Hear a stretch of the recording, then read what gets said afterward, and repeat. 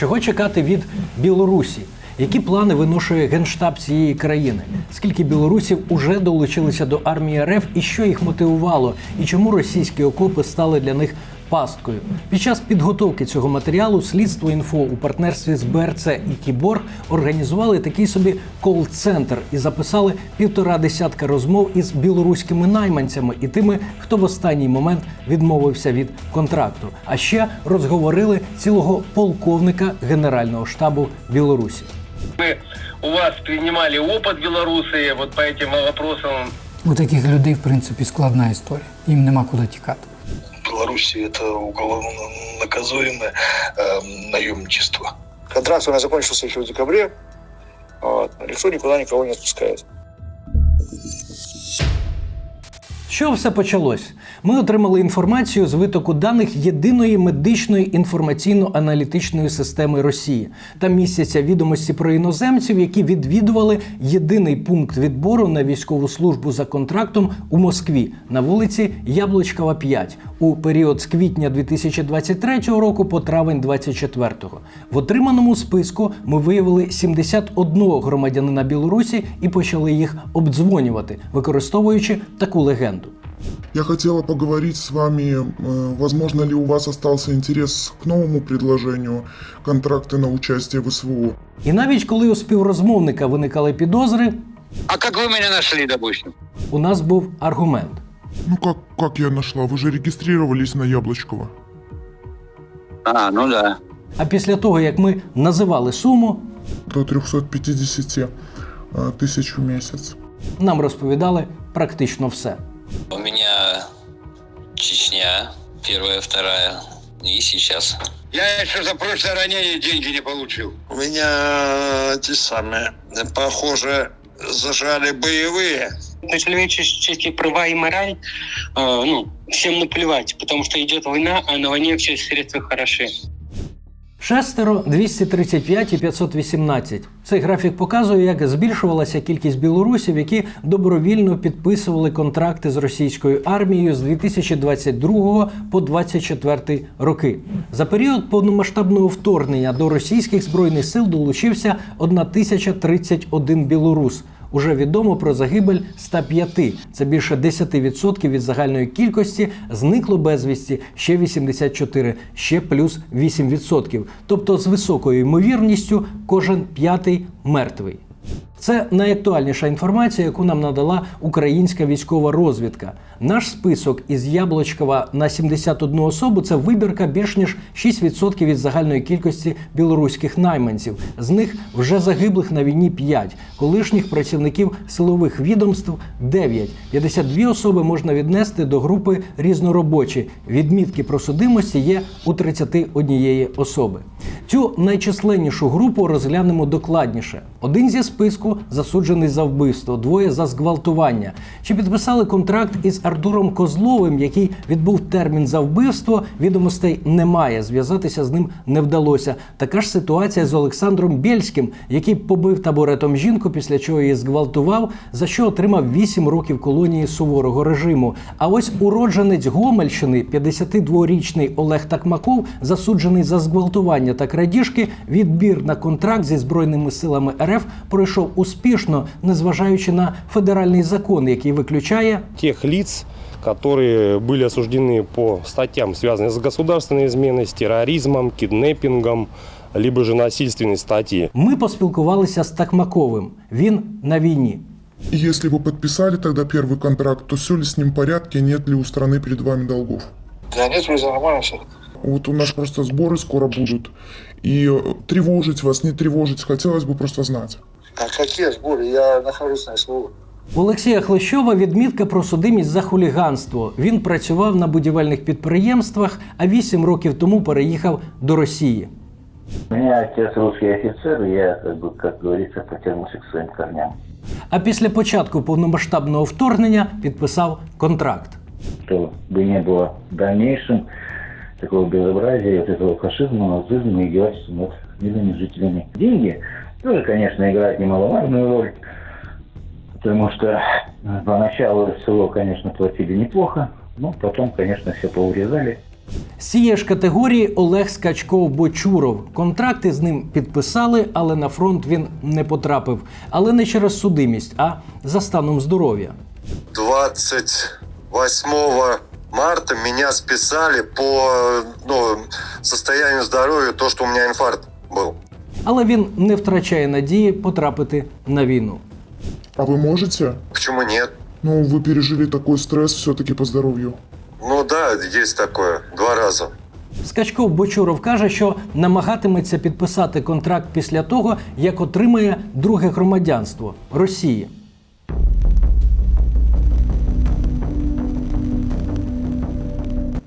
Російський паспорт – одна з головних тем, на яку говорили наші співрозмовники. Одні розповідали, що подали заяву на оформлення громадянства РФ.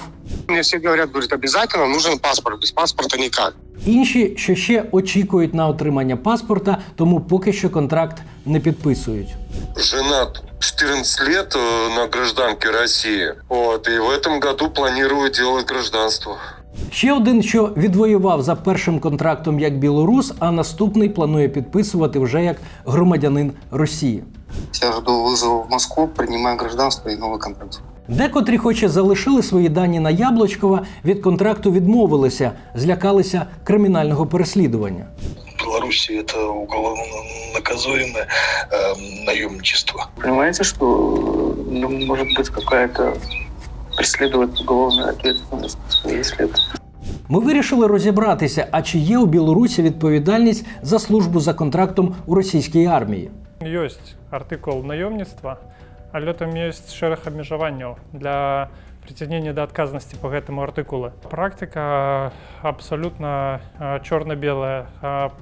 По России я ни одной криминальной справы не ведаю, по Украине яны ёсць дакладна. Нават там, дзе падстаў для іх няма, але там яны узбуджаюцца па нейкіх такіх артыкулах смежных, там, наприклад, тероризм і так далі. Навіщо ж тоді потрібне російське громадянство? Один зі співрозмовників зазначив, що у росіян більше можливостей обрати підрозділ. За меня начальник Ивановской дивизии воздушно-десантной отношения мне писал, но так как я был белорусом, в смысле пока еще и являюсь, то оно не могло бы действовать, так как, действует только на граждан Российской Федерации. З іншого боку, Кремлю вигідно, аби воювали особи з російським громадянством, тому що після закінчення контракту білорус із 2 паспортами не повертається додому. Згідно з указом Путіна, контракти для росіян діють до кінця так званої СВО. Вони спеціально їм дають спрощене громадянство. Тобто це механізм заманювання людей, і, звичайно, вони їх трошки обманюють в цьому сенсі, це очевидно. Тому що їм потрібно шукати ресурс не зі своїх громадян. Про те, що білорусів із подвійним громадянством не відпускають додому після закінчення контракту, підтвердили декотрі співрозмовники. Да, я скажу дальше пока. То есть у вас еще контракт не закончен, предыдущий? Ну, вы же знаете, что по закону он и не закончится. Никуда меня не отпустят, пока не закончится СВО. Тобто російське громадянство для контракту зі Збройними силами РФ не обов'язкове, але його наявність може дати шанс обрати собі підрозділ. Найманство в Білорусі – кримінальний злочин, але під це визначення підпадає лише участь у приватних військових кампаніях. Юрист Кирилюх не пригадує випадків судового переслідування за службу у російській армії. Але виявилося, що у війську РФ утримують силою не лише осіб із подвійним громадянством. Один зі співрозмовників розповів історію про те, як його на той час контрактника без російського паспорта мобілізували до армії РФ.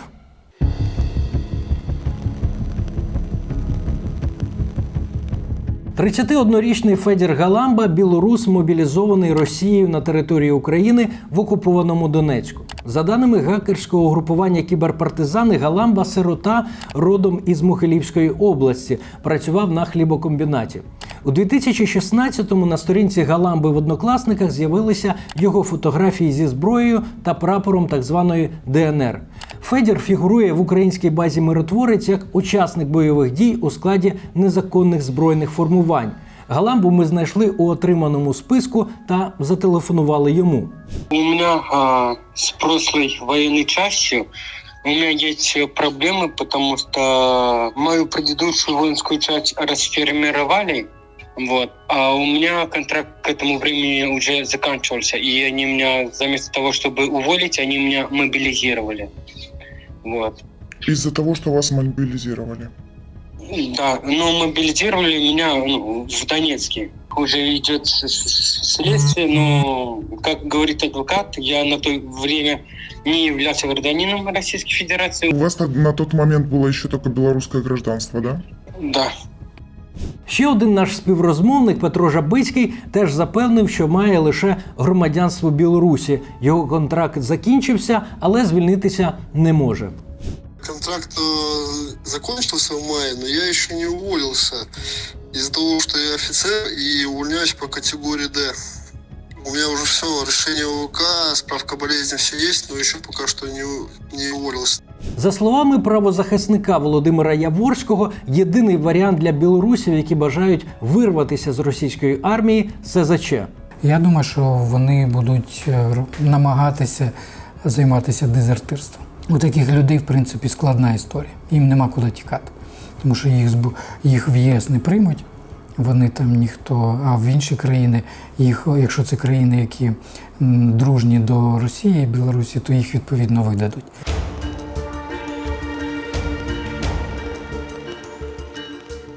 Вербувальний пункт на Яблочкова в Москві не єдиний спосіб для білорусів потрапити на війну проти України. Нам вдалося поспілкуватися з Миколою Журавльовим. Він підписав контракт 17 лютого цього року у Твері, а наприкінці квітня потрапив у полон на Харківщині. Ты один там, а над тобой один глаза висит разведчик, и два по тебе, и откуда-то пипивиха летит слева, отсюда баба-яга летит заряженная, и все на тебя на одного. Ну а ты с одним автоматом. Вы чувствуете, что Республика Беларусь независимое государство? Да, там же все по-другому. Какой там дух, какое настроение у людей? Нормально, мирно живут. Они знают, что можно выйти на улицу, им ничего не прилетит. А как вы Ни думаете, миномет, почему так ничего. происходит? Президент такой, значит, у нас в Беларуси.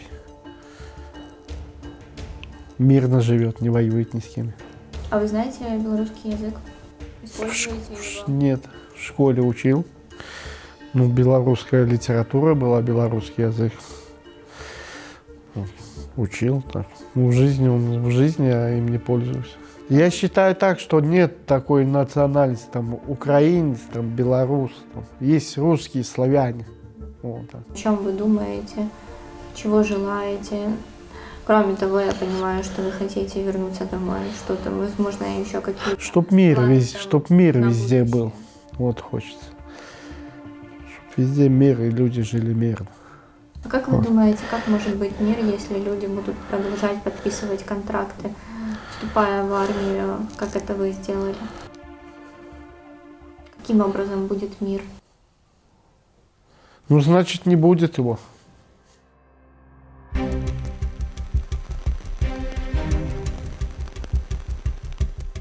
А зараз про аномалію нашого списку із вербувального пункту. Для нас було великою несподіванкою серед колишніх силовиків, засуджених, боржників і просто охочих підзаробити знайти високопоставленого воєначальника, цілого полковника з Генерального штабу Республіки Білорусь, полковника із нагородою від Олександра Лукашенка за зразкову службу, який останній десяток років опікується призовом строковиків. Йдеться про Юрія Миколайовича Кузьмина.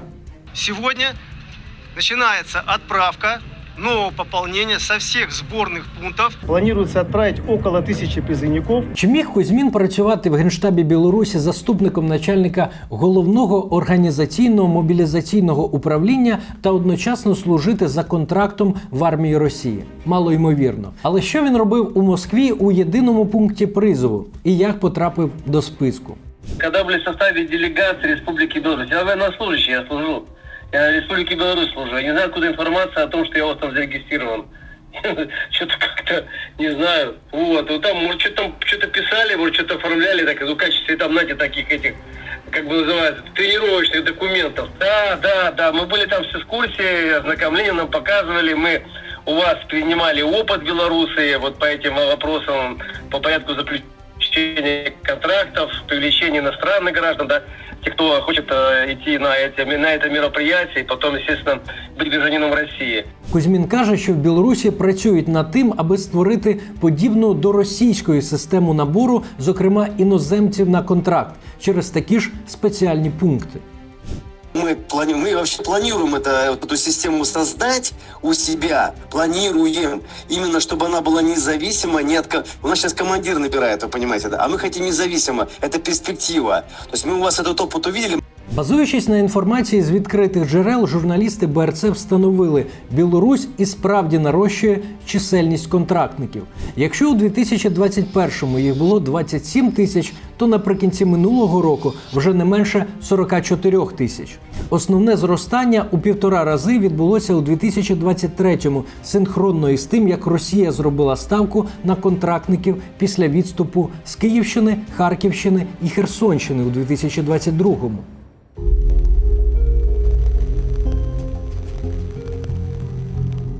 Підсумуємо. Білоруси, які підписали контракт зі Збройними силами РФ і отримали російські паспорти, служитимуть до закінчення війни, або інвалідності, полону чи смерті. Росія вважає їх виключно своїми громадянами, а влада Білорусі, схоже, не збирається з цим нічого робити. Є випадки, коли не відпускають і тих, в кого немає паспорту РФ.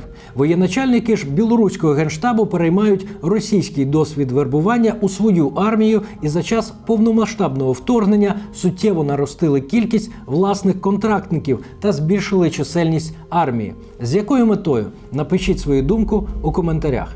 А на цьому в нас все. Дякую, що додивилися це відео до кінця. Якщо хочете, щоб наших розслідувань було більше, запрошую підтримати нас на Монобазі за посиланням на екрані та долучитися до слідства клубу.